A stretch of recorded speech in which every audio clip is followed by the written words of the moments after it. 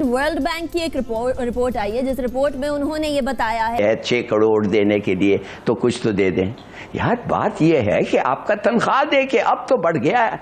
मेरा तनख्वाह जो 25 था अब मेरा 3.5 लाख है, और ये जरदारी साहब की मेहरबानी है। भारत पूरे 150 साल पीछे जा चुका है। दुनिया की चौथी सबसे बड़ी इकोनॉमी बन गया है Bharat. India has now surpassed Japan to become the fourth largest economy in the world. Niti Aayog CEO BVR Subramaniam said this while quoting IMF data. देखते हैं तो कर्जा, इधर देखते हैं तो कर्जा, उधर देखते हैं कर्जा, पीछे देखते हैं कर्जा। आज हम किसी दोस्त मुल्क में जाते हैं तो वो कहते हैं कि आए हैं मांगने के लिए। Indian economy is more a threat to us. हमारे नजदीक इंडिया की इकोनॉमी जो है हमारे लिए ज्यादा काबिले थ्रेट है, खतरे का बायस है। वो दुनिया की चौथी बड़ी मईशत जो बीजेपी सरकार है वो दुनिया की सबसे बड़ी सियासी पार्टी और दुनिया की सबसे ज्यादा अमीर पार्टी भी कहा जाता है। मैं ये बात सीधा सीधा पाकिस्तान आर्मी को और चीफ जस्टिस को मुखातिब करके कह रहा हूं, बिल्कुल सीधा सीधा। जो इस वक्त पॉलिटिक्स हो रही है ये पाकिस्तान को दिवालिया कर देगी। 15% डॉलर अपनी वैल्यू को गेन कर गया। यकीनन fourth largest economy in the world बनने में भारत ने यकीनन बहुत मेहनत की होगी, बहुत काम किया होगा, लेकिन हम इस लिस्ट में कहीं आपको दिखाई नहीं दे रहे। और अगर दिखाई दे रहे हैं तो मुझे बताइएगा कहाँ है।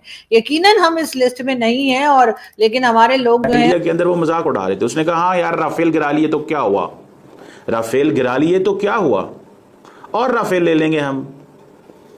तो दोस्तों, जैसे कि आपने क्लिप के अंदर देखा कि पाकिस्तानी मीडिया ये चर्चा कर रहा है कि भारत युद्ध लड़ते हुए भी दुनिया की चौथी सबसे बड़ी अर्थव्यवस्था बन चुका है।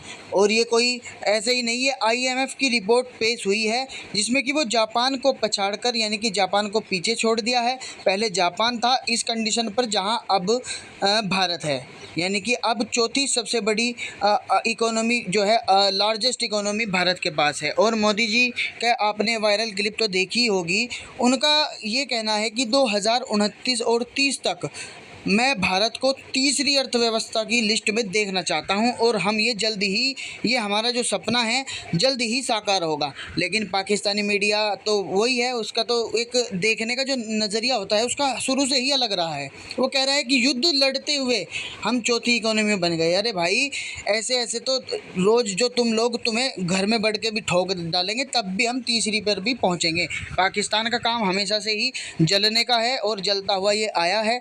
इसने आज तक अपनी तरक्की पर कोई ध्यान नहीं दिया है, और सिर्फ इंडिया से, भारत से दुश्मनी की, नफरत की, अपने लोगों को नफरत सिखाई, और इसी का खामियाजा आज ये भुगत रहा है।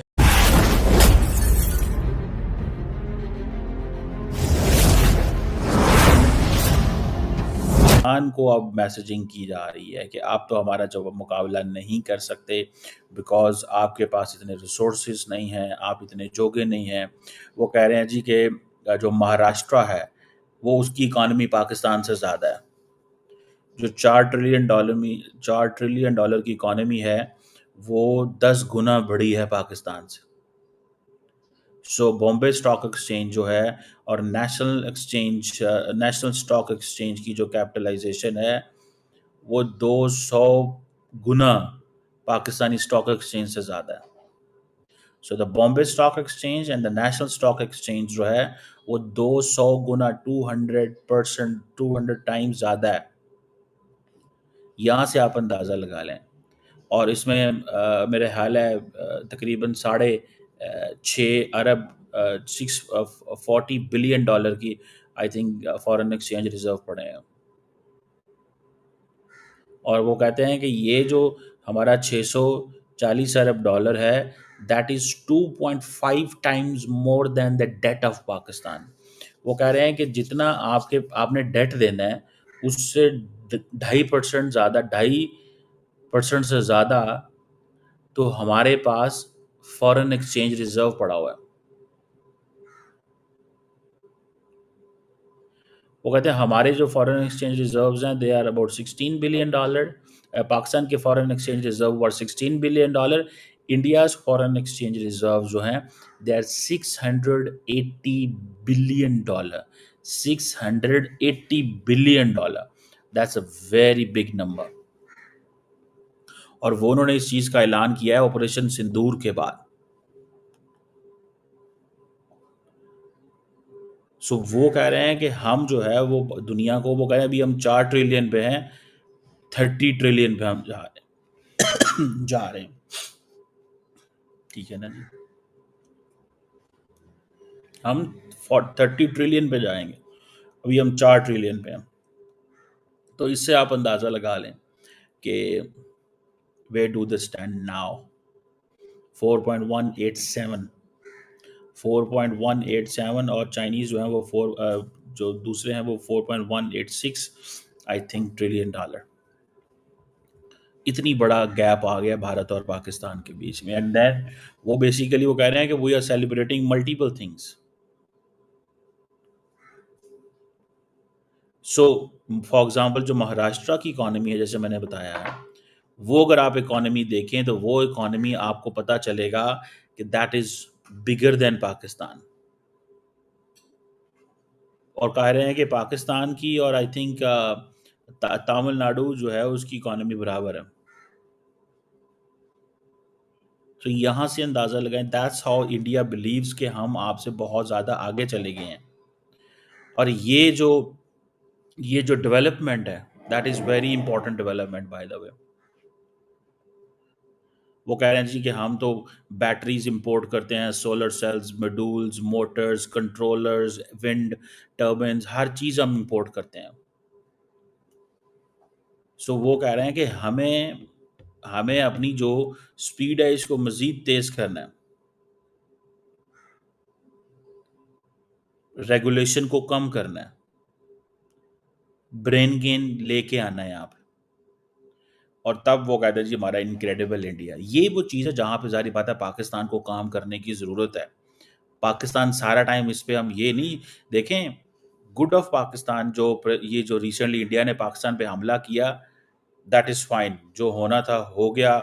हम पाकिस्तान जो है वो इसको अपनी जीत समझता है कि जी पाकिस्तान ने इंडिया के 6 जहाज़ गिराए, ये पाकिस्तान की जीत है। This is the success of Pakistan. ठीक हो गया जी, पहली बात। दूसरी बात क्या है, अगर ये पाकिस्तान की जीत है, ठीक है, तो आप इससे अंदाज़ा लगाएं कि वेयर इंडिया कहाँ क्या कहता है। इंडिया क्या कहता है इस पर? इंडिया कहता है जी अब हमने न्यू नॉर्मल क्रिएट कर दिया। क्या कर दिया है? न्यू नॉर्मल क्रिएट कर दिया। और ये न्यू नॉर्मल क्या है? न्यू नॉर्मल ये है कि हम आपके मुल्क के अंदर हमले करते रहेंगे, हम आप पे अटैक करते रहेंगे। This is the new normal. ये एक नया नॉर्मल है पाकिस्तानियों। This is what is saying. जिस तरह कल वो कह रहे थे कि मेरी गोली, आराम से रोटी खाओ, नहीं तो मेरी गोली तो फिर है ही तुम्हारे लिए। आराम से रोटी खाओ, नहीं तो मेरी गोली तो है तुम्हारे लिए। This is what he said yesterday, if you remember.